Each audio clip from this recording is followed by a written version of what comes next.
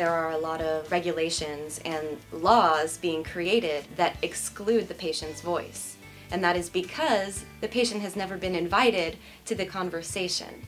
There are some priorities that you want to look for in proposed regulations that Americans for Safe Access regards as crucial. For instance, that protect patient cultivation so that individual patients are allowed to grow their medicine. At the same time, a provision for a medical marijuana dispensary for patients who cannot or will not grow their own medicine.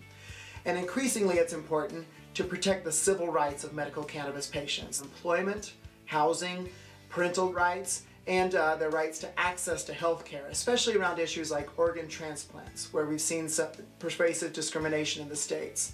And then finally, access for patients in every community. Look for provisions that ban dispensaries or allow local organizations to opt out. There are also some pitfalls that you should be looking for.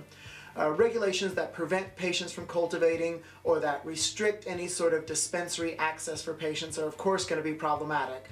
Large buffer zones around dispensaries, unreasonable fees, extra taxation, all of the things that are going to serve to roll back access and artificially limit it. And finally, when you're evaluating a legislative proposal or regulations, it's important as advocates that we set aside our personal interest to develop policies that would be good for patients.